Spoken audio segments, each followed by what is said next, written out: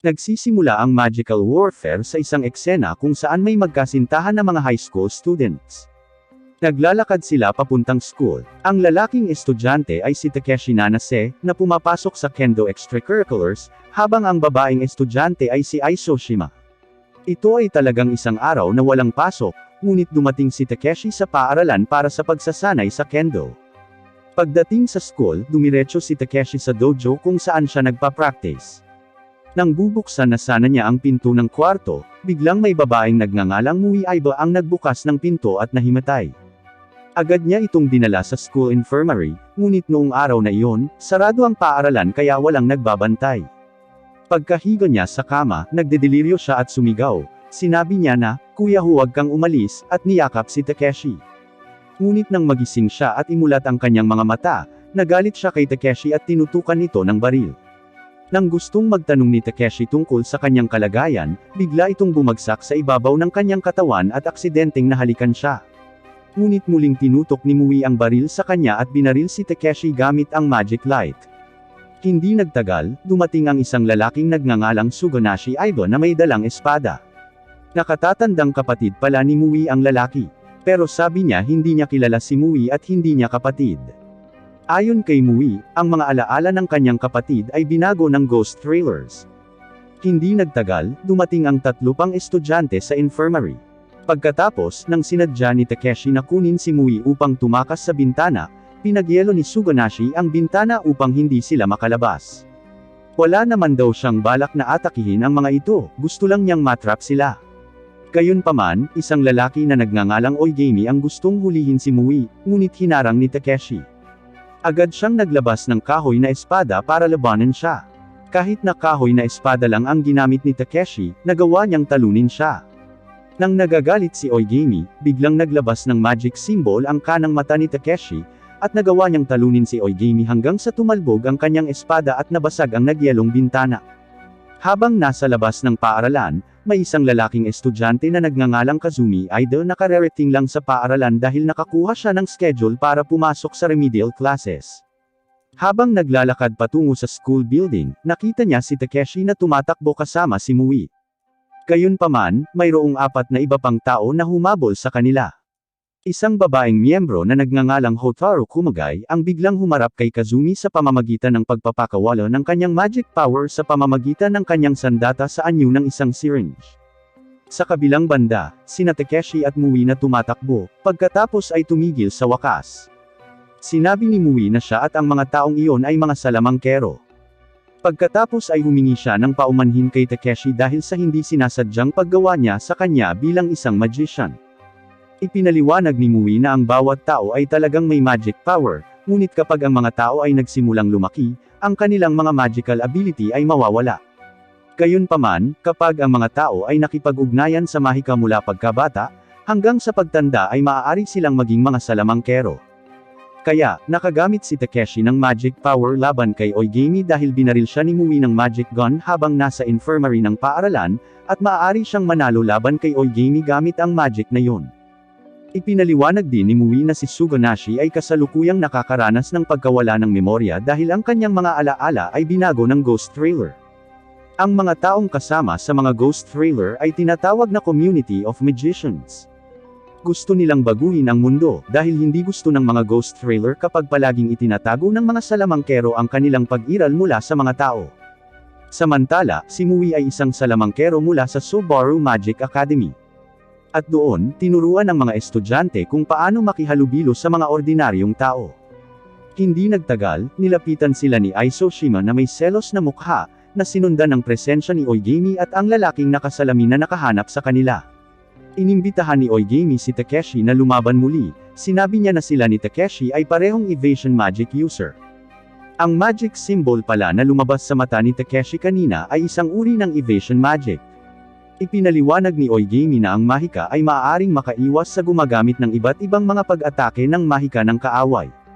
Hiniling din ni Takeshi sina Mui at Ai Soshima na lumayo. Biglang ginamit ng lalaking may salamin ang kanyang mahika para salakayin sila. Agad siyang pinrotektahan ni Mui, ngunit bahagyang tinamaan ng magic attack si Ai Soshima. Ngunit ang kakaiba, matapos silang salakayin, bumagsak ang lalaking nakasalamin at mukhang nasasaktan. Ang napinsala na si Mui ay nagsabi na ang lalaking may salamin sa mata ay napapailalim sa isang parusa na tinatawag na gift. Kung ang isang salamangkero ay umatake sa isa pang salamangkero sa mundo ng mga tao, ang salamangkero ay mawawala ang kanyang mahika. Dahil ang daigdig ng mga tao o ang tinatawag na buhay na mundo ay isang sumpang lugar para sa kanila. Tinanong din ni Takeshi kung bakit hindi tinamaan ng gift si Mui na umatake din sa kanya sa infirmary. Ito ay dahil nung inatake niya si Takeshi kanina, hindi pa siya magician. Pagkatapos ay nagsimulang maglaban muli sina Takeshi at Oigami. Si Oigami ang unang sumalakay sa kanya, at lumaban sila nang hindi gumagamit ng mahika. Bahagyang natamaan ng magic attack ang kamay ni Aisoshima ng lalaking nakasalamin kaya naging magician din siya. Sa hindi inaasahang pagkakataon, lumawak ang dibdib ni Aisoshima, at ipinaliwanag ni Mui na ang kanyang magic power ay shape-shifting magic. Hindi nagtagal, dumating si Kazumi bitbit si Hotaru sa kanyang mga bisig. Ito pala ay natamaan siya ng isang gift matapos salakayin si Kazumi gamit ang kanyang mahika, at pagkatapos ay nawalan siya ng malay. Dahil inatake si Kazumi gamit ang magic, naging magician din siya, at mayroon siyang mapangwasak na magic sa kanang kamay. Nang makitang natalo ang kanyang mga kaibigan, nagngangalit si Oigami at inatake si Takeshi.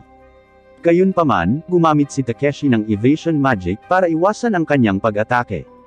Si Takeshi na gumamit ng magic laban kay Oigami, hindi gifted dahil hindi siya inatake, umiwas lang siya sa atake. Nang sasalakayin na ni Oigami si Takeshi at makipagsagupaan ng mga espada, pinaputok ni Mui ang baril kay Oigami upang masilaw siya ng liwanag ng baril nang hindi siya nasaktan. Dahil sa tulong ni Mui, sa wakas ay nakalaban ni Takeshi si Oigami hanggang sa siya ay sumuka ng dugo at nahimatay. Pagkatapos nito, inanyayahan ni Mui si Takeshi at ang kanyang mga kaibigan na manirahan sa mundo ng mga salamangkero dahil lahat sila ngayon ay mga salamangkero. Sumunod din sila kay Mui. Sa salamin pala ang daan patungo sa mundo ng mga salamangkero. Gayunpaman, ang mahiwagang mundo na nakita nila ay tila naging gulo kaya ang mahiwagang mundo ay tinawag na nawasak na mundo. Dinala sila ni Mui sa Subaru Academy, at agad na ginamot ang kamay ni Aisoshima doon. Tapos pumunta sila sa principal's room na babae pala na kasing edad nila, na nagngangalang Momo-tan. Sa gitna ng kalituhan ni Takeshi at ng kanyang mga kaibigan, nagsimulang magpaliwanag si Momo ng isang bagay na hindi nila alam. 16 na taon na ang nakalilipas, nagkaroon ng digmaan sa mundo ng mga salamangkero kung saan unang lumitaw ang organisasyon ng Ghost Trailer na may mahusay na kapangyarihan, sa pangunguna ni Ryuzenji Kazuma. Layunin ng organisasyon na sirain ang mundo ng mga tao gamit ang magic na tinatawag na Last Requiem. Sa kabutihang palad sa oras na iyon, mayroong 15 mahusay na salamangkero na maaaring maiwasan ito sa pamamagitan ng paghahati sa mundo sa dalawang bahagi. Kaya ang pag-atake ng Last Requiem ay tumama lamang sa mundo ng mga salamangkero o tinatawag ngayong nawasak na mundo, habang ang mundo ng mga tao o ang buhay na mundo ay nananatiling ligtas. Simula noon, nabuo ang isang kasunduan sa pagitan ng mga salamangkero, kung saan sa mundo ng mga salamangkero lamang sila lalaban, at ang mananalo ay maaaring mamuno sa mundo ng mga tao. Bilang parusa sa mga salamangkero na lumabag sa kasunduan, isang wise man ang nagbigay ng gift spell sa mundo ng mga tao. Ngunit mayroon lamang 6 na ancestral magic na hindi magagamit sa mundo ng mga tao, katulad ng evasion magic, illusion magic, destruction magic, black magic, acceleration magic, at shape-shifting magic. Sinabi rin ni Momo pagkatapos gumamit ng Last Requiem magic, tuluyan ang nakatulog ang kanilang pinuno, ngunit ang sabi-sabi ay namatay na raw ito.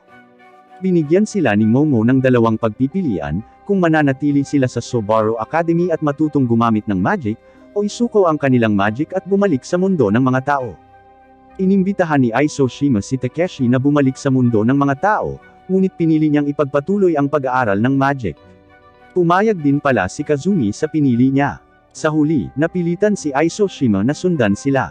Pagkatapos noon, dinala sila ni Momo sa isang silid kung saan naroon ang mga baguhan o C-class na magician. Gayunpaman, si Mui, na nasa high class o S-class, ay hiniling na samahan si Takeshi at ang kanyang mga kaibigan sa C-class. Isa rin itong parusa para kay Mui dahil tumakas siya sa mundo ng mga tao para hanapin ang kanyang kuya. Kinabukasan, ang 3 bagong estudyante ay tinanong kaagad ng isang lalaking guru na nagngangalang Hitoji, upang ipakita ang kani-kanilang aspect. Ang aspect ay ang pangalan para sa bagay na ginagamit ng mga salamangkero sa pagkakast ng mahika ng kanilang mga ninuno. Pinili ni Aisoshima ang kanyang lipstick para maging aspect, pinili ni Kazumi ang kanyang skull ring, ngunit wala si Takeshi para maging aspect niya. Pagkatapos, hiniling ni Hitoji kay Mue na dalhin si Takeshi sa tindahan upang maghanap ng mga bagay. Habang nasa daan, sinabi sa kanya ni Mue ang tungkol sa baril na ginamit niya bilang aspect mula noong siya ay nasa ika-6 na baitang. Binigyan din niya ang aspect ng pangalan na Arthur. Ang ibang mga salamangkero ay nagbigay din sa kani-kanilang aspect ng pangalan bilang tanda. Sinabi rin niya na sila ni Sugonashi ay pure-blood magician, na nakuha nila sa kanilang mga magulang na mga magician din. Nakarating sila sa isang hardware store na ang may-ari ay isang matandang lalaki na may palayaw na Pops. Humingi siya ng tulong kay Pops para bigyan ng aspect ng evasion magic na tutugma kay Takeshi. Dahil sinabi sa kanya ni Takeshi na gusto niya ang kendo, binigyan siya ni Pops ng aspect na isang espada. Sinabi rin ni Pops na ang dating may-ari ng espadang ito ay nagtataglay din ng evasion magic. Napag-alaman na ang may-ari ng espada ay dating isa sa 15 magagaling na salamangkero na ngayon ay piniling mamuhay ng walang salamangka. Nakita ni Takeshi na mayroong magic symbol sa hilt ng sword, na sinabi ni Mui na simbolo ng evasion magic. Sinabi ni Pops na talagang delikado ang paggamit ng aspect na pinagsama sa ancestral magic ng dating may-ari. Posible pang ang mawala ni Takeshi ang kanyang kamay, ngunit dahil ang kanyang mahika at ang dating may-ari ay pareho, ang espada ay medyo ligtas para sa kanya na gamitin. Pagkatapos noon, sinubukan ni Pops na atakihin si Takeshi para akitin siyang i-activate ang magic niya, para ma-absorb ng espada ang magic power ni Takeshi. Lumalabas na may espesyal na kapangyarihan ang espada, samantalang sinabi ni Pops na kaya nitong gamitin ni Takeshi ang magic ng ibang tao. Binigyan din ni Pops ng 3 bala si Takeshi para mailagay niya ang magic ng ibang tao sa bala na magagamit niya sa pamamagitan ng kanyang espada. Pinangalanan daw ng dating may-ari ang espadang Twilight. At pagkatapos noon, bumalik sa klase sina Takeshi at Mui. Pagdating doon, natarante sila sa kalagayan ng klase na nawasak dahil hindi makontrol ni Kazumi ang kanyang mapanirang mahika.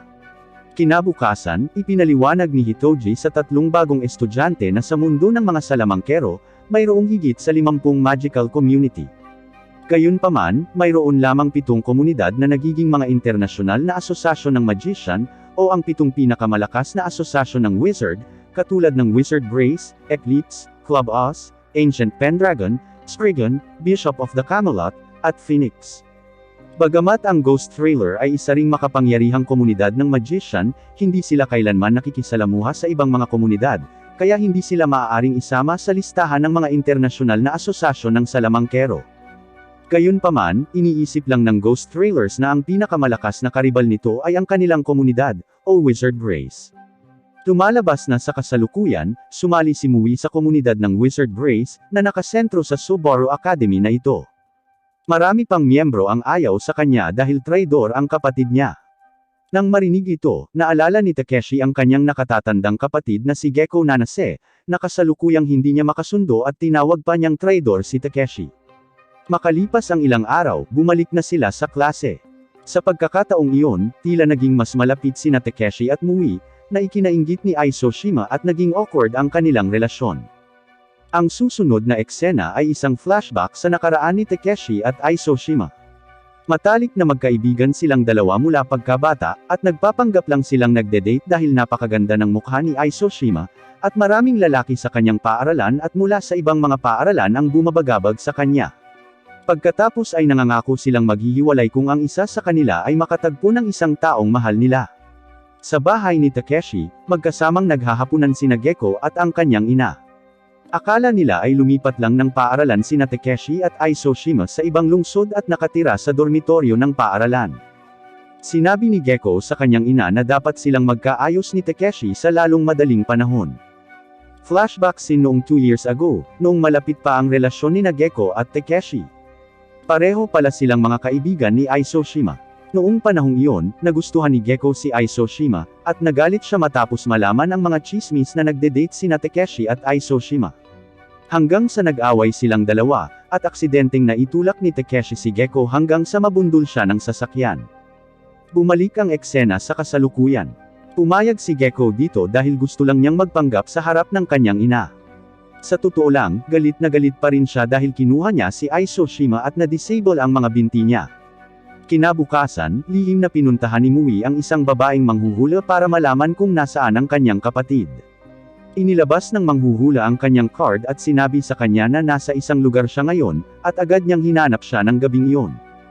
Pagkatapos noon, nakita si Kazumi na pinupuno ang bala ni Takeshi ng kanyang mapanirang mahika. Ngunit nabigo siya at hindi pa niya maipalabas ang kanyang mahika. Pagkatapos ay dumating si Aisoshima at sinabi sa dalawa na si Mui ay nawawala mula kagabi. Nakakita lamang si Aisoshima ng mapa na binilugan ni Mui, at ipinahiwatig na nagpunta siya sa lugar na yon. Sinabi rin ni Takeshi kay Hitoji ang tungkol sa kinaroroonan ni Mui. Pagsisisihan lamang ni Hitoji ang kanyang mga aksyon, dahil sa kasalukuyan na nawasak na mundo, mayroong malawakang labanan na nagaganap sa mga trailer. Bukod pa riyan, wala rin sa school ang principal. Pagkatapos ay nagsama-sama sina Takeshi, Aisoshima, at Kazumi upang pag-usapan ang tungkol kay Mui. Hahanapin pa rin ni Takeshi si Mui, dahil ayon sa kanya, pareho ang posisyon nito sa kanya na kinaiinisan ng kanyang kapatid. Nung aalis na siya, gusto na rin sumama ni Kazumi. Pagkatapos ay sinundan ni Aisoshima na sumama din sa kanila. Sa wakas, dumaan sila sa mirror portal sa nawasak na bersyon ng mundo ng Tokyo. Doon, nakatagpo nila ang isang misteryosong figure na nakasuot ng puting damit na humiling sa kanila na bumalik sa akademya dahil ito ay isang napakadelikadong lugar. Ang figure ay ang tagapag-alaga ng box o mirror portal na kanilang nadaanan. Ngunit pumunta pa rin si Takeshi at hindi nakinig sa sinabi ng guard. Kasabay nito, lumilitaw na nagawa ni Mui na makita ang kanyang kapatid, ngunit sa oras na ito, siya ay inaatake nito. Nahulog na pala si Mui sa trailer strap dahil isa pala sa mga ghost trailer member ang manghuhula. Si Suganashi, na hindi pa rin maalala si Mui, ay agad siyang dinala sa punong tanggapan ng trailer. Pero pinatulog niya muna si Mui, para hindi niya malaman ang daan papunta doon. Gayunpaman, bago siya dinala, dumating si Takeshi at ang kanyang mga kaibigan sa kinaroroonan ni Mui. Agad naman siyang sinugod ni Takeshi na galit na. At inatake din niya si Takeshi gamit ang ice power ng Liberate, habang si Takeshi ay gumamit ng dodge moves para iwasan ang lahat ng atake ng kalaban. Pagkatapos ay gumamit si Suganashi ng Ice Drop Magic ng Icy Castle para hindi na makaiwas si Takeshi. Biglang itinulak ni Kazumi ang katawan ni Takeshi para hindi siya magyelo, ngunit bilang resulta, si Kazumi ang natamaan sa halip. Sinubukan ni Takeshi na sirain ang yelo, ngunit hiniling niya sa kanya na tumuon sa pagliligtas kay Mui at iniwan siya. Lumalabas na kasalukuyang ibinabalik ni Kazumi ang pabor kay Takeshi, dahil ang kanyang nakababatang kapatid na babae ay iniligtas ni Takeshi nang siya ay binubuli ng mga thug. Samantala, si Takeshi, na patuloy na nagsisikap na basagin ang yelo, ay palaging hinaharangan ni Suganashi. Lalong nagpanik si Takeshi nang sabihin ni Aisoshima na lumalala ang kalagayan ni Kazumi ngayon dahil sa pagkaubos ng oxygen. Nang malaman ito, lalong hinadlangan ni Suganashi si Takeshi na tulungan si Kazumi. Ngunit salamat sa kapangyarihan ng evasion magic, nagawa niyang palayasin ang lahat ng kanyang pag-atake, at idirekta ang mga tipak ng yelo patungo kay Kazumi upang siya ay makalaya. Pagkatapos noon ay ipinagkatiwala ni Takeshi sina Aisoshima at Mui kay Kazumi, habang patuloy niyang hinahabol si Suganashi. Hiniling din niya kay Kazumi na subukang muli na ipasok ang kanyang mapanirang mahika sa mga bala ni Takeshi. Kasabay nito, nagawa rin ni Aisoshima na pagalingin si Mui. Mukhang nakontrol na niya ang kanyang mahika. Sa kabilang banda, lumalaban pa rin si Takeshi laban kay Suganashi. Sinubukan niyang gumawa ng protective shield, ngunit napakahina pa rin ito na ang mahika ni Suganashi ay maaari pa ring tumagos dito. Pagkatapos, sinabi ni Kazumi kay Takeshi na halos tapos na siya sa pagkakast ng kanyang mapanirang mahika. Si Suganashi na nakarinig nito, ay hindi na natiling tahimik, agad niyang inatake si Kazumi, ngunit sa kabutihang palad, sina Mui at Aisoshima ay nakagawa ng isang kalasag para protektahan siya. Pagkatapos niyang matapos, agad na inihagis ni Kazumi ang bala kay Takeshi, at agad niyang ginamit ang aspect sa kanyang espada upang ang kanyang aspect ay makapagpalabas ng apoy, at nagawang talunin si Suganashi. Pagkatapos nito, dumating ang isang lalaking miyembro ng trailer na nagngangalang Washizuki Pei upang iligtas si Suganashi. Nang makitang walang magawa si Suganashi, agad niya itong inilayo sa kanila. Nang dumating si Takeshi at ang kanyang mga kaibigan sa Subaru Academy, dumiretso sila kay Momo. Siya ay galit na galit sa kanila para sa paglusob sa nawasak na dimensyon ng mundo. Natarante si Takeshi nang makita ang sugatang katawan ni Momo. Pero ayaw magsalita ni Momo tungkol sa mga sugat niya, nanatili siyang nakatutok na pagalitan ang mga ito. Hiniling ni Momo sa kanila na mangako na hindi na sila pupunta doon, at sinagot naman ni Takeshi na hindi sila maaaring mangako dahil tiyak na pupunta doon muli si Mui upang iligtas ang kanyang kapatid. Patuloy din daw niyang tutulungan si Mui hanggang sa matupad ang pangarap nito. Sa hindi inaasahang sagot niya, natunaw si Momo at binigyan sila ng pagkakataon.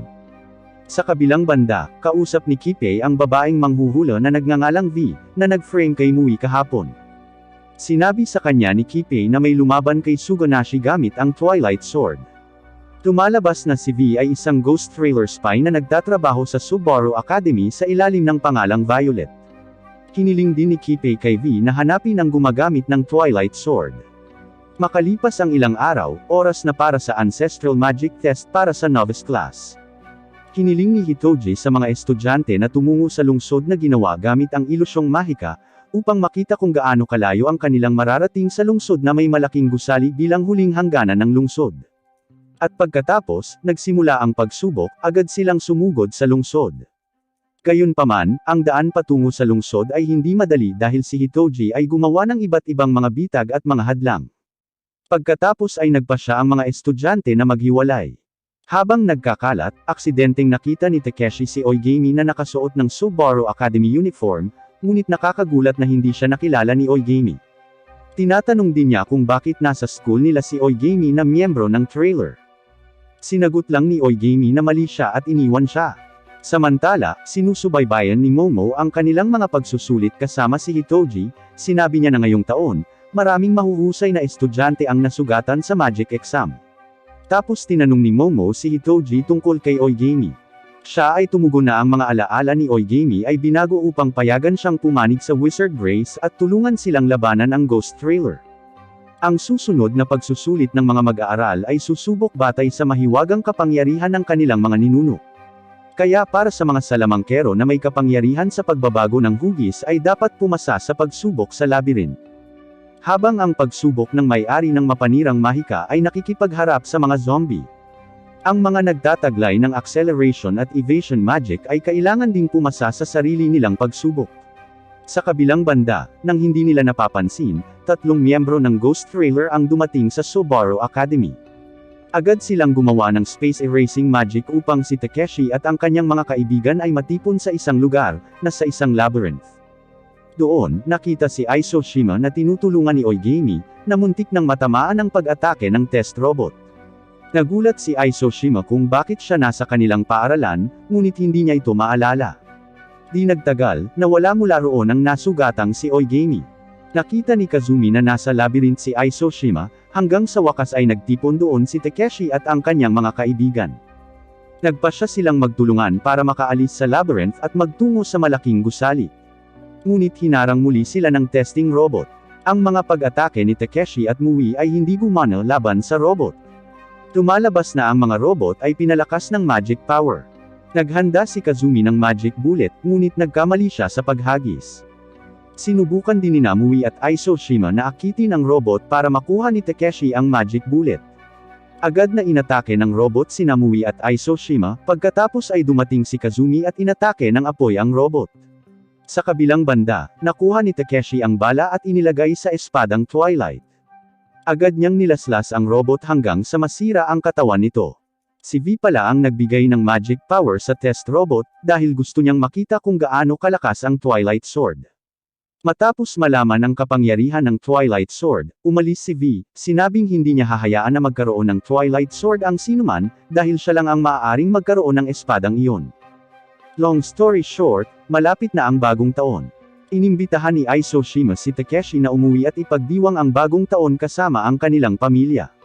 Pero tumanggi siya dahil ayaw niyang makita si Gekko. Pagkatapos ay nagalit si Aisoshima at iniwan siya. Ang nakakatuwa ay sinabi ni Kazumi na talagang komplikado ang relasyon ng mag-asawa, kaya nakaramdam ng inggit si Mui nang marinig yun. Sa wakas, nagpasya si Aisoshima na bumalik sa mundo ng tao ng mag-isa. Nais niyang ipagdiwang ang bagong taon kasama ang kanyang pamilya. Biglang pumunta si Gekko sa bahay ni Aisoshima upang batiin siya ng maligayang bagong taon, at inanyayahan siyang magdasal sa isang templo. Bago pumunta sa templo, hiniling ni Aisoshima sina Gekko at Takeshi na mag-ayos, ngunit sinabi ni Gekko na si Takeshi ang lumalayo sa kanya sa lahat ng oras na ito. Tingid sa kanilang kaalaman, sina Suganashi at Kippei ay nasa mundo ng mga tao at pinagmamasdan sila. Sa kabilang banda, si Takeshi, na piniling manatili sa paaralan, ay nagsasanay araw-araw kasama si Mui. Pagkaalis nilang dalawa sa training ground, nag-disguise doon si V para kunin ang isang higla ng buhok ni Takeshi na nalaglag. Lumipas ang ilang araw, at tila bumalik si Aisoshima sa Sobaro Academy. Hindi niya sinasadyang nakita si Oigami habang nasa library. Pagkatapos ay pinasalamatan siya ni Aisoshima dahil tinulungan siya nito sa pagsusulit. Sa hindi inaasahang pagkakataon ay agad siyang nilapitan ni Oigami at hinawakan ang kanyang baba. Nahiya siya at umalis doon. Sa pagtatapos ng taglamig, ipinaalam sa kanila ni Momo na magkakaroon ng operasyon upang mahuli si Suganashi at maibalik ang kanyang memorya. Inimbitahan din niya si Takeshi at ang kanyang mga kaibigan na sumali sa operasyon. Ilang salamangkero din ang napili ni Momo para isagawa ang misyon. Pagkatapos ay binigyan ni Momo si Mui ng isang silang magic bullet para mahuli niya si Suganashi nang hindi ito nasasaktan. Pagkatapos noon, gumawa siya ng magic portal para sa kanila. Pagkatapos ay lumilitaw na naruroon sina Oigami at Hotaru upang isagawa ang misyon. Pagdating nila sa nawasak na mundo, nandoon na sina Suganashi at Kippei. Si Momo pala ang nag-ayos ng meeting nila, at sila ay napagkasunduan na makipagpalitan sa pagitan ni Suganashi kay Hotaru at Oigami. Ngunit si Hotaru ay mukhang nalilito dahil ang kanyang memorya ay binago, kaya naisip niya na siya ay bahagi ng Brace Wizard. Pagkatapos ay napagtanto ni Oigami na sa panahon ng pagsusulit, sinabi ni Takeshi na bahagi siya ng trailer. Kaya pumayag siyang bumalik sa trailer, ngunit bago umalis, binigyan niya si Aisoshima ng isang bagay na maaaring magamit niya. Pagkatapos sina Oigami at Hotaru ay sinamahan ni Momo na naglalakad patungo kay Kippei. Natapos ang palitan, sa wakas ay bumalik si Suganashi sa pagiging miyembro ng Wizard Brace, kahit na hindi niya naaalala ang tungkol sa kanyang sarili. Gayunpaman, sa halip ay inaatake ni Suganashi ang mga miyembro ng Wizard Brace. Sa kabutihang palad, mayroong isang babaeng guro na may magic ng tubig upang makayanan ang pag-atake. Agad na gumawa ng black hole ang dalawang Wizard Brace magician para makulong siya, ngunit salamat sa ice magic, nakatakas siya at nagawa niyang masugatan ang dalawang magician. Tuluyan ang umalis si Suganashi at hinabol ni Mui. Agad na pinagaling ng babaeng guro ang dalawang salamangkero. Ngunit nang makitang hinahabol ni Mui si Suganashi, hiniling niya kay Takeshi na samahan si Mui at habulin din si Suganashi. Sa kabilang banda, naghahanda na si Momo para harapin si Kippei. Bago sila naging magkaaway, si Kippei pala ang senior ni Momo. Lumalabas na mayroon siyang personal na sama ng loob kay Kippei dahil nakapatay siya ng isang salamangkero na nagngangalang Mataka. Ngunit itinanggi ito ni Kippei. Si Momo na hindi naniwala sa sinabi niya ay agad siyang inatake ng black magic. Nag-counter si Kippei sa kanyang pag-atake gamit ang kanyang mapanirang mahika. Sinabi niya na kayang sirain ng kapangyarihan niya ang lahat ng naroon, pati na ang katawan ni Momo. Hindi niya ito pinansin at agad siyang inatake ng kanyang magic power hanggang sa magkasagupaan sila. Bilang isang senior, sa simula, maaaring malampasan ni Kippei si Momo, ngunit hindi siya sumuko at nakulong siya ng space magic at pinatalsik siya doon. Biglang dumudugo ang ulo ni Momo dahil sa mapanirang magic attack ni Kippei kanina. Ipinapakita rin ito na hindi patay si Kippei. Pagkatapos, bumalik si Kippei sa harap ni Momo. Lumipas na raw ang oras ng 8 minuto, at tila tinamaan si Momo ng kanyang mapangwasak na mahika. Sinabi rin ni Kippei na malapit nang bumangon ang pinuno ng ghost trailer na nagngangalang Kazuma, kaya mabubunyag din ang kanyang madilim na nakaraan. Walang pakialam si Momo sa sinabi nito, agad siyang gumawa ng black hole na maaaring sumipsip ng kahit ano. Pagkatapos ay nahigop si Kippei sa butas, habang si Momo ay nahulog dahil siya ay natamaan ng mapanirang mahika ni Kippei. Sa kabilang banda, dumating si Takeshi at ang kanyang mga kaibigan sa isang gusaling gawa sa ice magic ni Suganashi. Si Kazumi, na nagawa ng kontrolin ang kanyang mahika sa apoy, ay sinubukang sirain ang gusali. Ngunit si Suganashi ay gumawa ng maraming bitag at pag-atake ng mahika doon. Sa wakas, nagtulungan sina Takeshi at Kazumi gamit ang mga magic bullet na napuno ng fire magic ni Kazumi. Ngunit sa halip ay tinamaan ng pagsabog si Takeshi dahil hindi sapat ang pag-concentrate ni Kazumi nang ipinasok niya ang magic. Bumalik si Takeshi upang kunin ang kanyang Twilight Sword, ngunit ang kanyang kamay ay na-freeze ni Suganashi. Hanggang kinailangan ni Mui na harapin si Suganashi mag-isa. Sa wakas, nagkaharap sina Suganashi at Mui. Agad niya itong sinugod hanggang sa bumagsak ito. Nang muli siyang aatakehin niya, biglang nagkaroon ng pagsabog ng apoy mula sa mapangwasak na mahika ni Kazumi, kaya matutulungan na ni Kazumi at Takeshi si Mui laban sa kanya. Sinusubukan pa rin ni Mui na paalalahanan ang kanyang kapatid hanggang sa umiyak ito.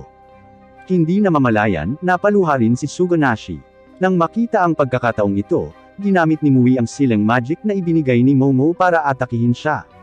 Pagkatapos ay nagbago ang eksena sa Subaru Academy. Doon, nakita si Momo na inaalagaan ng isang babaeng guro. Nagtagumpay si Momo sa mapanirang mahika ni Kipei, ngunit kailangan niyang magpahinga ng isang buwan. Samantala, sa medical room ng Subaru Academy, nakita doon si Suganashi. Pagkagising niya ay agad siyang niyakap ni Mui. Matagumpay ding naibalik ang alaala ni Suganashi. Sa kabilang banda, nakikita rin si Kipei na bumalik sa punong tanggapan ng Ghost Trailer at nagawang makatakas mula sa space magic ni Momo. Pagkatapos ay nakita ni V si Kipei kasama ang dalawang bagong kandidato para maging miyembro ng Trailer Magicians. Bahagyan niyang kinutya si Kipei na nawala ng Suganashi. Nang marinig niya ito, nagalit siya at agad na pinatay ang dalawang kandidato na dinala niya. Hanggang sa makahanap si Kipei ng bagong kandidato na sekreto pa rin. Ipinakita sa eksena si Takeshi na biglang naligo sa dugo, pagkatapos ay dumating si Aisoshima at tinulungan siya. Ngunit sa halip ay nahuli siya ng isang lumilipad na halimaw at dinala siya. Ngunit ito pala ay isang bangungot lamang mula kay Takeshi na hindi nagtagal ay nagising. Pakiramdam niya ay tila totoo ang panaginip.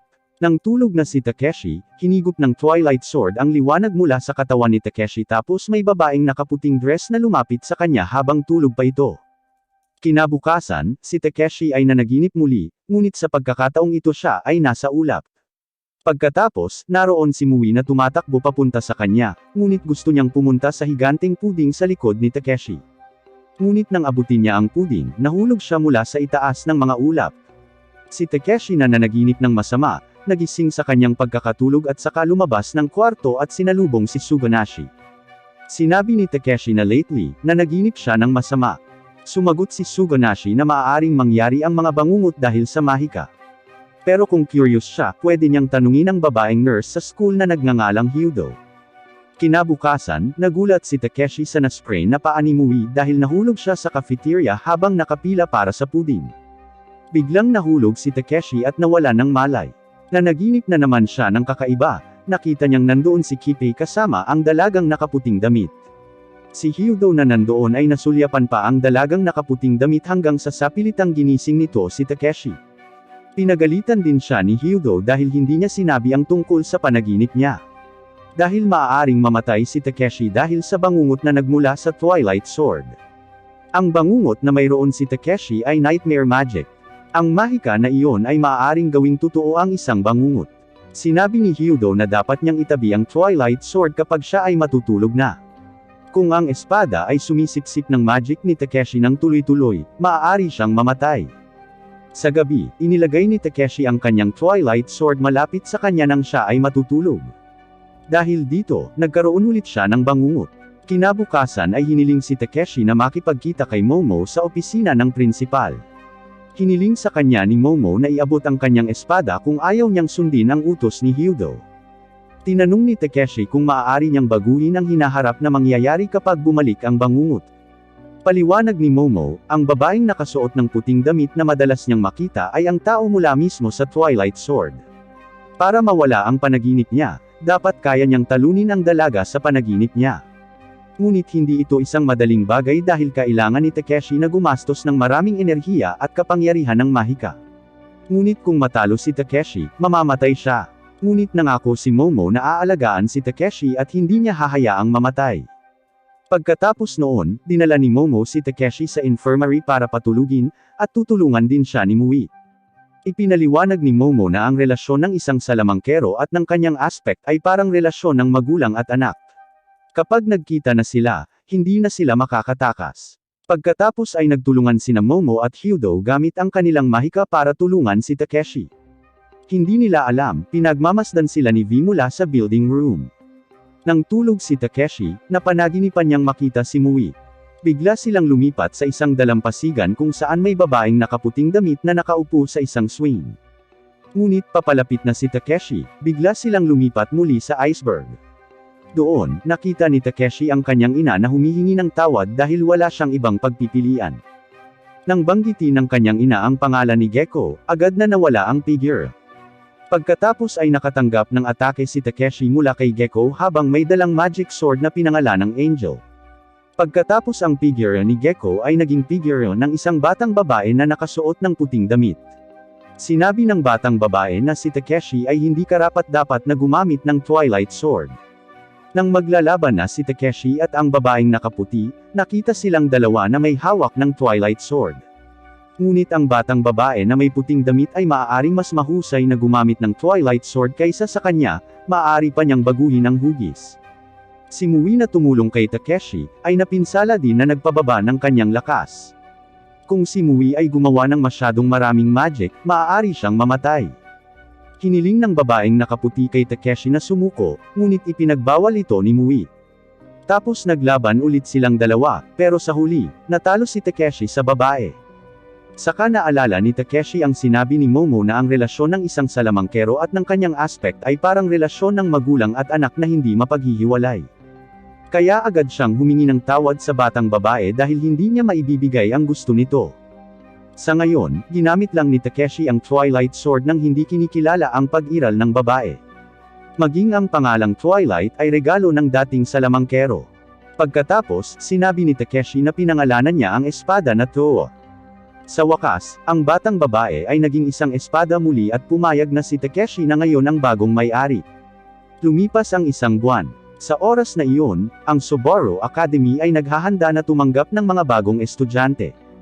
Mukhang dinadala ni Kazumi ang kanyang nakababatang kapatid na babae na nagngangalang Ida Futaba sa Subaru Academy. Noong nagbakasyon daw si Futaba, nag-away sila. Si Kazumi, na nakaramdam ng inis, ay hindi sinasadyang nailabas ang kanyang magic power na tumama sa buhok ni Futaba. Dahil dito, isa ng salamangkero si Futaba. Pagkatapos ay nagulat si Takeshi at Aisoshima dahil ang susunod na nagparehistro ay si Gekko. Tinanong din ni Aisoshima kung bakit siya nasa Subaru Academy. Nag-reply lang siya kasi gusto niyang maging magician tapos umalis na lang. Sa paglipas ng panahon, tila nagsimulang umunlad ang relasyon ni Takeshi at Gekko. Madalas silang dalawa sa practice magkasama. Nang sabay na magtanghalian si Takeshi at ang kanyang mga kaibigan, lumapit si Hitoji at tiningnan si Gekko gamit ang kanyang magical gaze. Pinayuhan ni Hitoji si Takeshi na dapat siyang maging huwaran para kay Gekko. Tapos parang pinagmamasdan sila ni Hitoji mula sa likod ng pader habang iniisip kung ano ang dapat niyang gawin. Nang gabing iyon, nagkaroon muli ng bangungot si Takeshi. Napanaginipan niyang nakita si Gekko na mukhang galit at sinabing itigil ang pagkuha ng lahat sa kanya. Nagbanta rin si Gekko na kukunin niya si Aisoshima at ang Twilight Sword. Pagkatapos ay nagising si Takeshi at nakitang nasa kwarto na niya si Kippei. Dumating si Kippei upang pag-usapan ang tungkol sa kasaysayan. Mayroon siyang sariling bersyon ng kasaysayan na iba sa itinuro ng akademya. Noong Middle Ages, nagkaroon ng kaguluhan na dulot ng pag-atake ng mga salamangkero sa isa't isa. Sa kwento ni Kippei, ang organisasyon ng Wizard Grace ang kontrabida. Ang organisasyon ay may monopolyo sa mga salamangkero, hindi nila pinapayagan ang mga tao sa labas ng kanilang membership na gumamit ng magic. Gusto rin ng Wizard Grace ang kapangyarihan ni Kazuma, ang pinuno ng Ghost Trailer. Noong nag-aaral pa si Kazuma sa Magic Academy, palagi siyang iniimbitahang sumali bilang miyembro ng Wizard Grace. Noong panahong iyon, iminungkahi ni Kippei at ng isang lalaking nagngangalang Tsukimi na isang mabuting kaibigan ni Kazuma, na sumali siya sa Wizard Grace. Dahil kalaunan, sasali din sila ni Kippei at Tsukimi. Ngunit tumanggi si Kazuma dahil gagamitin lamang ng Wizard Grace ang kanyang sarili bilang kasangkapan upang manalo sa digmaan. Pagkatapos noon, hiniling si Kazuma na puntahan ang isa sa mga nangungunang miyembro sa Wizard Grace. Pinagbantaan niya siya sa pamamagitan ng pag-hostage sa kanyang mga magulang para sumali siya. Ngunit talagang pinatay ni Kazuma ang lalaki hanggang sa wakas, parehong natagpuang patay ang mga magulang ni Kazuma.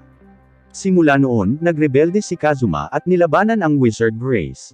Ang layunin niya sa pagbuo ng ghost thriller ay iligtas ang mga salamangkero na pinagbabantaan tulad ng dati.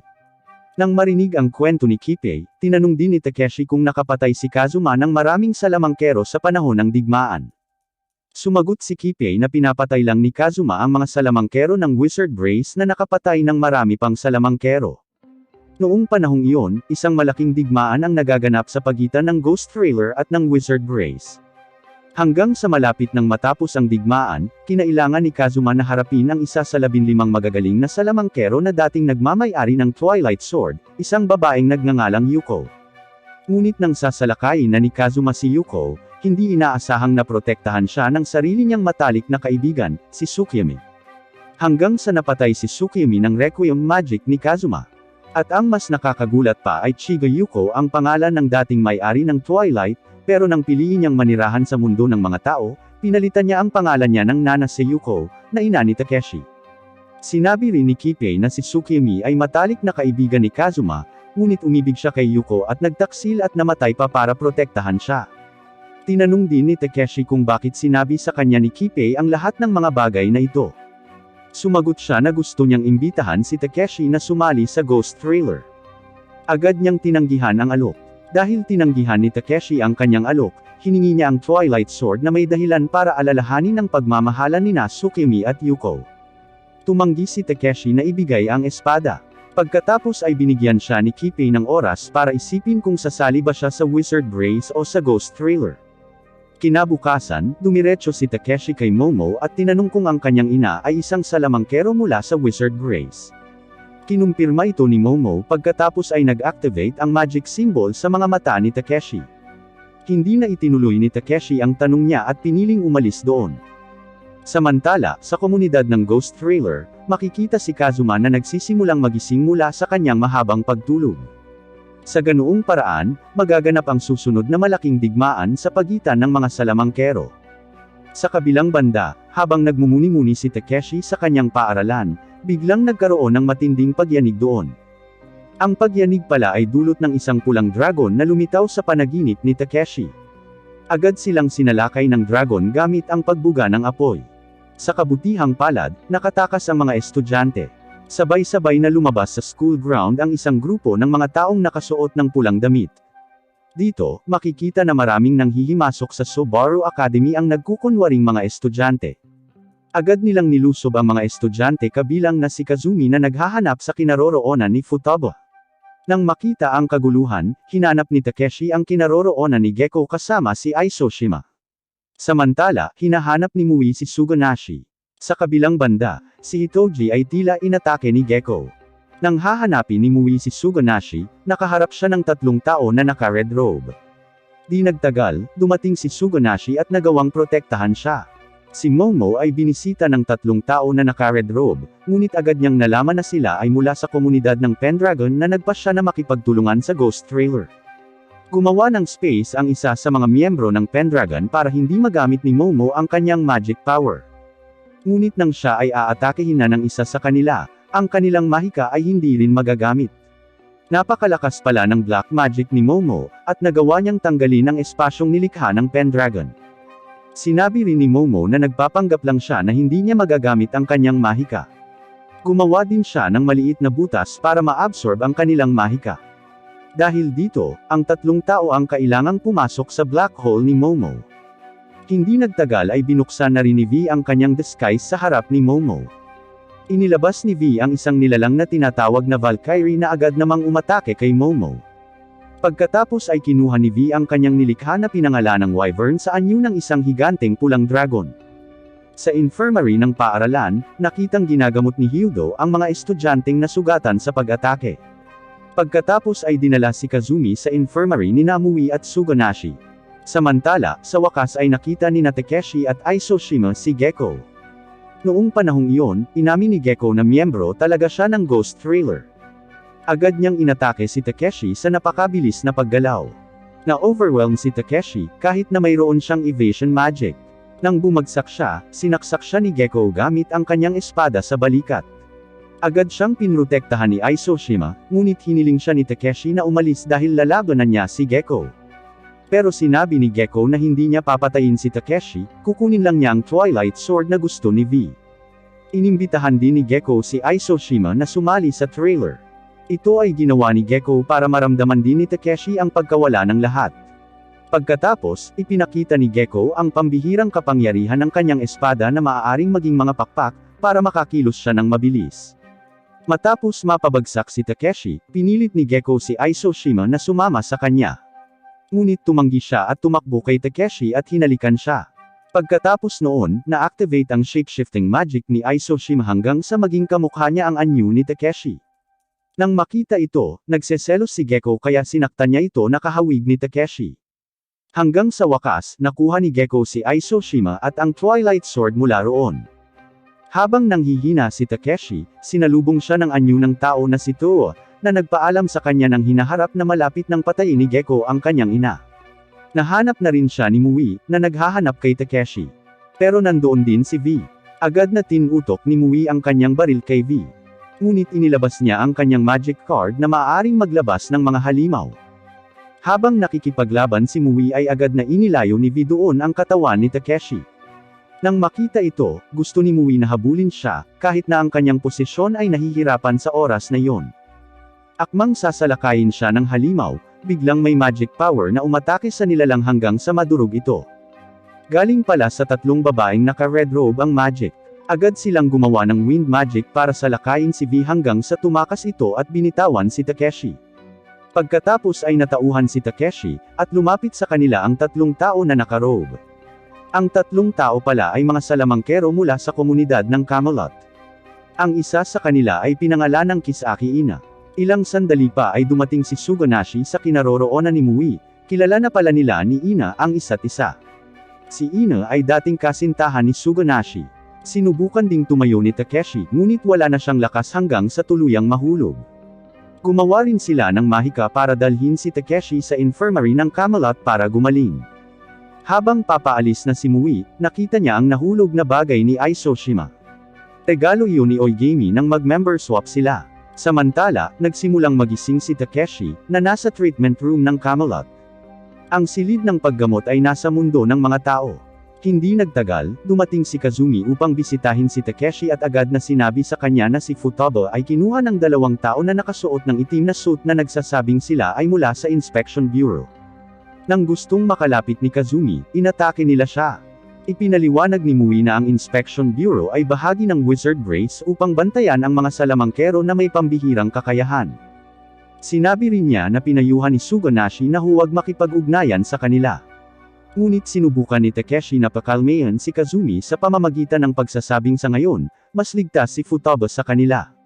Pagkatapos ay dumating sina Suganashi at Ina sa silid ni Takeshi. Sinabi niya na sa kasalukuyan, lahat ng nasugatan ay nakasecure sa punong tanggapan ng Wizard Race. Samantala, sina Mui at Kazumi ay inatasan sa pag-aalaga kay Takeshi hanggang sa siya ay gumaling. Noong gabing iyon, hindi makatulog si Takeshi dahil nag-aalala siya sa kalagayan ni Aisoshima. Sinubukan din niyang tumakas sa ospital. Hanggang sa hindi sinasadyang makita ni Takeshi si Suganashi na nakikipagtalo kay Ina. Sinabi ni Ina na ang Camelot ay isang espesyal na komunidad ng mga salamangkero, at nais niyang umalis kaagad si Takeshi. Gayunpaman, humingi ng tulong sa kanya si Suganashi para ma-accommodate nila si Takeshi saglit. Dahil kung dadalhin si Takeshi sa headquarters ng Wizard Race, mapipilitan siyang sumama sa gyera kahit hindi pa nakaka-recover ang katawan niya. Pagkatapos ay handang hikayatin ni Ina ang kanyang amo na tanggapin si Takeshi. Nang marinig iyon, sa wakas ay isinuko ni Takeshi ang kanyang balak na tumakas mula sa ospital. Sa isang kastilyo, ang mga grupo ng Ghost Trailer at Pendragon ay magkakasama. Pagkatapos ay sinabi ni Kazuma sa kanilang lahat na ngayon na ang oras para buksan nila ang ipinagbabawal na pinto. Kinagabihan, pumunta si Kipei sa isang bahay at pinatay ang mga tao doon. Ito pala ang tahanan ng Wise Man o ang dakilang wizard na nagbigay ng gift spell sa mundo ng mga tao. Bago patayin si Wise Man, ipinaalam ni Kipei na tatapusin ni Kazuma ang Wizard Race at lahat ng 7 miyembro ng komunidad upang magsimula ng isang Magician World Revolution. Sa wakas ay napatay ni Kipei si Wise Man, kaya nawala ang sumpa ng gift. Pagkatapos nito, ang mga labanan ng mga salamangkero ay maaaring maganap sa mundo ng mga tao at sa nawasak na mundo. Kinabukasan sa ospital, nakita sina Suganashi at Ina na bumibisita kay Takeshi. Sinabi ni Suganashi na sa kasalukuyan, 7 komunidad ang nagkakaisa upang labanan ang Ghost Trailer hanggang sa makarating ito sa mundo ng mga tao. Pagkatapos, naalala ni Takeshi ang imahe ng hinaharap ng sinubukan ni Gekko na patayin ang kanyang ina. Kaya't pinakiusapan niya sina Suganashi at Ina na samahan siya upang puntahan ang kanyang ina. Nagbigay si Ina ng liham na isinulat ng pinuno ng Camelot kay Yuko. Ang liham ay naglalaman ng kanyang kahilingan kay Yuko na sanayin si Takeshi. Ngunit sumagot si Yuko na sa ngayon, hindi siya isang salamangkero, at ayaw niyang masangkot sa kanilang mga gulo. Gayunpaman, sinabi rin ni Takeshi na gusto niyang maging mas malakas para mailigtas niya si Aisoshima. Sa wakas, handang sanayin siya ni Yuko. Sa huli, dinala nila si Yuko sa ospital ng Camelot. Pagdating, binigyan niya agad ng training si Takeshi. Binigyan si Yuko ng singsing ng pinuno ng Camelot para pansamantalang gumamit siya ng mahika. Tinanong ng kanyang ina kung ang dahilan ng pagnanais na maging malakas ay dahil lamang kay Aisoshima o kung ang kapangyarihang iyon ay gagamitin din laban sa Ghost Trailer. Pero sumagot si Takeshi, actually, naguguluhan pa rin siya kung aling panig ang tama. Pakiramdam din niya ay walang kinalaman sa kanya ang digmaang nagaganap. Ngunit dahil inagaw ng Ghost Trailer si Aisoshima, kailangang labanan sila ni Takeshi. Pagkatapos noon, nagsimula na ang pagsasanay. Upang magsanay ng pag-atake ng pag-iwas, hiniling ni Yuko kay Takeshi na ipikit ang kanyang mga mata, pagkatapos ay sasalakayin siya nito. Sa hapon, nakipag-usap si Takeshi kay Mui sa isang tulay. Ipinahayag niya ang kanyang pag-aalala para kay Aisoshima, ngunit hindi niya alam kung nasaan ito. Pagkatapos ay ipinakita ni Mui ang bagay ni Aisoshima na nahulog. Isa pala itong magic item na ginagamit sa teleportation para makapunta sila sa headquarters ng Ghost Trailer. Samantala sa punong tanggapan ng Ghost Trailer, mukhang kakagising lang ni Aisoshima. Ngunit nang tumingin siya sa salamin, nagulat siya dahil sa mga sandaling ito, nasa anyo na siya ni Takeshi. Pagkatapos ay dumating si Gekko upang salubungin siya. Sa oras na iyon, naalala na lang ni Aisoshima, nagbago ang anyo niya pagkatapos halikan si Takeshi. Pagkatapos ay agad niyang binago ang kanyang anyo sa kanyang orihinal na anyo. Si Aisoshima na palaging nagtatanggol kay Takeshi, nakagalit kay Gekko at sinisira ang silid. Hanggang sa natakot si Aisoshima at tumakbo palabas ng kwarto at nakita si Oigami. Humihingi din si Aisoshima ng tulong sa kanya para protektahan siya mula kay Gekko. Pagkatapos ay inanyayahan siya ni Oigami na pumunta sa kanyang silid. Sa oras na iyon, sinabi sa kanya ni Oigami na bumalik ang kanyang memorya bilang isang trailer, ngunit naaalala pa rin niya ang lahat ng mga kaganapan noong siya ay nasa Wizard Race. Hindi nagtagal, dumating si Hotaru sa kwarto ni Oigami. Agad namang humingi ng tulong si Aisoshima sa kanilang dalawa para makabalik sa kinaroroonan ni Takeshi. Samantala, si Takeshi ay kasalukuyang nag-iisip. Bumalik sa isipan niya noong natalo siya sa laban kay Gekko. Pagkatapos ay lumapit sa kanya sina Suganashi at Ina. Tinanong nila kung ang kasalukuyang Takeshi ay sapat na malakas upang labanan ang trailer. Sumagot na lang siya na wala siyang pakialam sa digmaan dahil gusto lang niyang iligtas si Aisoshima. Habang nasa silid ni Oigami, nakita si Aisoshima na nakikipag-usap kay Hotaru. Sinabi ni Hotaru na gusto niyang tulungan siya, at hindi niya gusto si Gekko dahil bagong trailer ito ngunit maaaring maging tiwala ni Kippei. Inalis ni na Oigami at Hotaru si Aisoshima. Sinabi ni Hotaru na ang kastilyo ay kay Pendragon, na nilikha gamit ang mahika. Ang lugar ay maaari ring magbago bawat oras. Pagkatapos, hindi sinasadyang nakita nila si Gekko. Agad namang hinarap ni Oigami si Gekko mag-isa.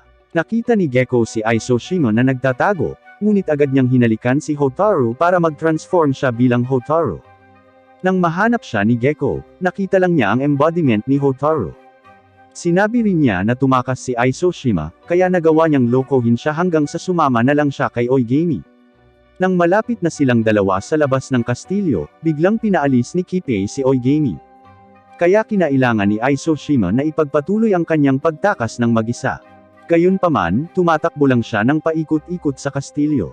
Si Aisoshima na nakaramdam ng pagod, ay hindi sinasadyang napunasan ang kanyang lipstick hanggang sa magbago siya sa kanyang tunay na anyo. Pagkatapos nito, hindi sinasadyang napunta si Aisoshima sa isang madilim na silid at direktang nakita si Kazuma. Iniimbitahan niya ito sa kanyang portal. Dinala siya ni Kazuma sa isang silid, at napagtanto niya na ang lalaki ay ang pinuno ng trailer. Sa kabilang banda, mukhang natapos na sina Takeshi at muwi sa kanilang practice sa field. Sinabi ni Takeshi na handa siyang tumulong kay Aisoshima. Tapos, dumating din doon si Kazumi, handa daw silang tulungan ni Mui. Sa wakas, gamit ang bagay na ibinigay sa kanila ni Oigami, nag-teleport sila sa punong tanggapan ng trailer. Hindi nagtagal, dumating sina Oigami at Hotaru para komprontahin silang tatlo. Agad na hinarap ni Oigami si Takeshi, habang si Hotaru naman ay handang labanan sina Mui at Kazumi ng sabay. Pagkatapos ay nagpalabas ng isang malaking syringe si Hotaru, ngunit unang natamaan siya ni Kazumi kaya bumagsak siya. Pagkatapos ay walang awa na iniuntog ni Kazumi ang kanyang ulo sa kanya. Matapos matalo si Hotaru, sinubukan ni Mui na tulungan si Takeshi, ngunit pinigilan siya ni Oigami. Sinubukan siyang atakehin ni Takeshi, ngunit may napakalakas na barrier si Oigami na kahit na ang espadang ginamit ni Takeshi ay nag-crack. Pagkatapos, pinaputok ni Mui ang kanyang mahika kay Takeshi na agad niyang hinigop, kaya nagawa niyang sirain ang kalasag ni Oigami. Kahit na magkalaban sila, sinabi sa kanila ni Oigami at Hotaru na kanina, sinubukan nilang tulungan si Aisoshima, ngunit ngayon ay nawala na sila ng bakas sa kanya. Matapos marinig ang kanyang mga salita, nagpasya si Takeshi na bumalik sa mundo ng mga tao, dahil may kailangan siyang gawin maliban sa pagliligtas kay Aisoshima. Pagdating sa mundo ng mga tao, agad na tumakbo si Takeshi sa kanyang bahay, dahil ang araw na iyon ay ang araw na pinatay ni Gekko ang kanyang ina sa kanyang hinaharap na pananaw. Ngunit huli na siya, dahil nakaalis na si Gekko sa bahay na puno ng dugo. Nagulat siya nang dalhin ni Gekko ang Twilight Sword. Sinabi ni Gekko na hindi niya pinatay ang kanilang ina. Pagkatapos, ang espada ay nag-transform sa isang batang babae na nakasuot ng puting damit na nakakadena. Tinatrato ni Gekko ang babae na parang alagang hayop. Pagkatapos ay sinunod ng dalaga ang utos ni Gekko na salakayin si Takeshi hanggang sa siya ay natangay. At pagkatapos noon, ginawa niyang espada muli si Twilight. Nais din ni Gekko na maghatid ng katotohanan kay Takeshi. Nang maaksidente si Gekko 3 taon na ang nakakaraan, hindi siya napadpad sa sasakyan dahil sa pagtulak ni Takeshi. Pero sa totoo lang, ang pinuno ng obispo ng Camelot ang gustong pumatay sa kanya sa utos ng kanilang ina. Hindi naniwala si Takeshi sa sinabi niya. Gayunpaman, tinanong din niya kung bakit gusto siyang patayin ng kanilang ina. Hindi man lang alam ni Gekko kung ano ang dahilan. Ayaw niyang magsalita kahit pinagbantaan siya nito. Sa loob ng bahay, buhay pa pala si Yuko. Naalala niya ang nakaraan noong may kapangyarihan siya tulad ni Takeshi, nagkaroon siya ng masamang panaginip tungkol kay Gekko.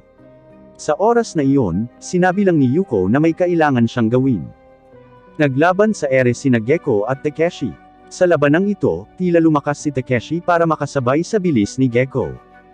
Hindi nagtagal bago naputol ng mga trailer ang kanilang laban. Sa kabutihang palad, ang mga tropa ng Wizard Race ay nakarating doon sa tamang oras. Si Suganashi na itinalaga bilang pinuno ng mga tropa, ay nagutos sa mga Brace Wizard na maghanda. Gayon din si Kippei na nasa panig ng trailer. Habang sina Takeshi at Gekko ay ipinagpatuloy ang kanilang patas na laban. Hanggang sa hiniling ni Gekko kay Takeshi na patayin siya dahil hindi na niya alam ang susunod na gagawin dahil gusto siya ng kanilang ina na mamatay. Sinabi rin ni Gekko na siguro, ayaw patawarin ni Takeshi ang hindi pagkakaunawaan nilang dalawa na nangyari hanggang ngayon. Sumagot si Takeshi na dapat umalis si Gekko sa trailer at umuwi kasama niya. Pagkatapos ay pinatay niya ang kanyang magic at inabot si Gekko. Gayunpaman, lumabas na si Gekko ay nagpapanggap lamang, at naghanda upang saksakin si Takeshi. Biglang dumating si Aisoshima at pinoprotektahan siya ng kanyang katawan, kaya ang espada ni Gekko ay tumagos sa kanyang katawan. Si Mui na nakakita nito, ay agad na lumapit sa kanya at pinagaling siya. Ipinagkatiwala din ni Takeshi si Aisoshima kay Mui habang sila ni Gekko ay nagpatuloy sa kanilang laban. Sa kabilang banda, tila natauhan si Aisoshima at sinabi niya kay Mui ang totoo. Samantala, si Takeshi, na puno ng galit, ay inatake ng paulit-ulit si Gekko, na nagpabagsak sa kanya at nahulog. Si Takeshi, na galit na, ay sinabing tatapusin na niya ang lahat. Ngunit muling bumangon si Gekko at sinabing kinuha na ni Takeshi ang lahat. Hanggang sa bumalik sila sa laban hanggang sa may lumabas na puting kislap ng liwanag. Samantala, nakikitang umiiyak si Mui dahil sinabi ni Aisoshima sa kanya ang totoo. At sa wakas pagkatapos noon, dumating si Momo at agad na gumawa ng malaking black hole para matigil ang digmaan. Ngunit tila nawala doon sina Takeshi at Gekko. Sa ibang lugar, si Kazuma ay nasa bahay ni Takeshi at pinagaling si Yuko. Ang kakaiba, tinawag niya si Yuko bilang ina. Pumunta siya doon kasama si V. Pagkatapos ay tinanong din ni Kazuma kung bakit laging tapat na sinasamahan siya ni V kahit saan siya magpunta. Sumagot siya na ito ay dahil minsang nailigtas siya ni Kazuma. Sinabi ni Kazuma na isang bagong mundo ang nilikha, pagkatapos ay kinuha niya ang isang larawan ni Aisoshima. Ang susunod na eksena ay nagpapakita na si Takeshi ay nasa Subaru Academy na. Ngunit nataranta siya dahil tuluyan nang naibalik ang gusali. Nakita rin niya na ang kanyang ina at si Hitoji ay mga guro doon. Lalong nagulat si Takeshi nang makita niya ang flyer na may nakasulat na 1998, ibig sabihin, nasa nakaraan siya. Doon, nakita ni Takeshi na sina Kipei at Momo ay mga estudyante pa rin sa Subaru Academy. At hindi nagtagal, dumating din sina Kazuma at Tsukimi. Nakakagulat, nandoon din si Gekko. Nagulat din si Takeshi sa narinig nilang usapan na matagal na silang mga kaibigan ni Gekko. Sa huling eksena, nakipag-usap si Gekko kay Takeshi na hinihintay siya nito. Natapos ang anime. Isang maliit na paliwanag sa dulo ng kwento, ang Kazuma na nagising ay si Takeshi mula sa nakaraan, na naging si Kazuma. Kaya naman tinawag niyang ina si Yuko. Ang moral na maaaring matutunan ay huwag maging isang mapaghiganti na tao, dahil ang lahat ng nangyayari ay maaaring isang hindi pagkakaunawaan lamang.